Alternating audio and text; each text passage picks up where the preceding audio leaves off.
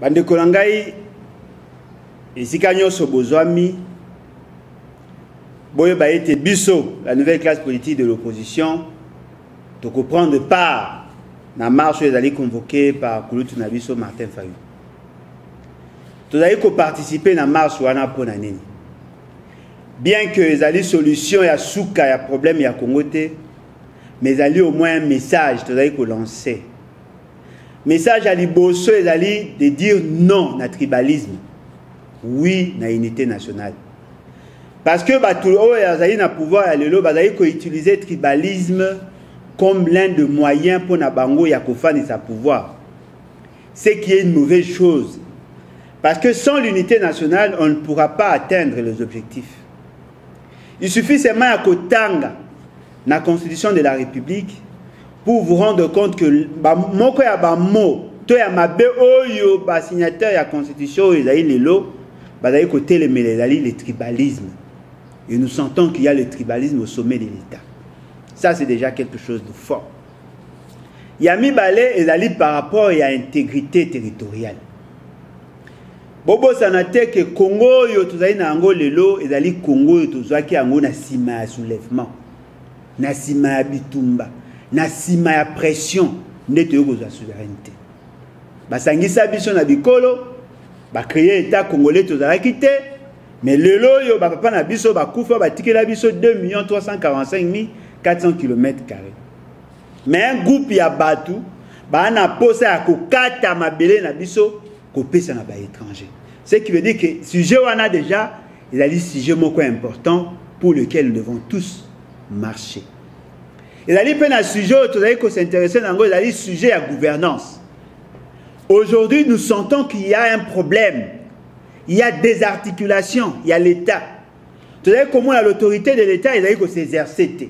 Tout à comment l'État est perdre sa mission, perdre rôle, ses fonctions. Il y a des fonctions régaliennes. Il y a un marché. Il y a un tout le Congolais. Et si Kabazali va se manifester le 14 octobre, il y a ce qui veut dire le mercredi oyo. Car il y a ces menus tozali.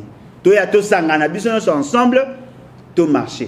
Tozali ko benga ba Congolais bazali ko vivre na ba ville nyonso ya Congo. Kobanda na Bunya. Ozwi bandeko ya Aru, ya Maagi.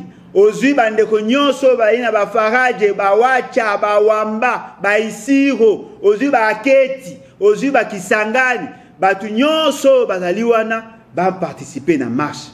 Ozwi na ba Gemena, ba Badolite, ba Zongo, ba Bumba, ba Lisala, ozwi ba Mbandaka, ba Bwende, partout esika batu bazali bo participer na marche. Ozwi batu ya Lukolela, batu ya Bolobo. Partout esika bozali ya nyonso tout bozali na ba province nyonso ya Congo bo marcher ensemble toloba non na tribalisme, toloba oui na intégrité territoriale, toloba oui na une bonne gouvernance. Yango tozali ko benga bino. Ba Congolais bazali ko vivre en dehors ya ba frontières. Bon kende ko manifester devant les ambassades pour insister à ce que biso nyonso ensemble to lancer message que to boyi parti à Congo Nabiso et Katana. Le Congo n'est pas à vendre. Nous ne voulons pas d'un Congo sans Minembwe.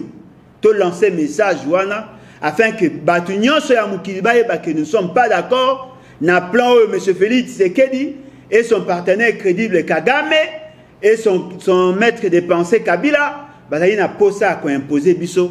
Nous voulons l'unité nationale, l'intégrité territoriale, même pas un mètre carré Nabiso.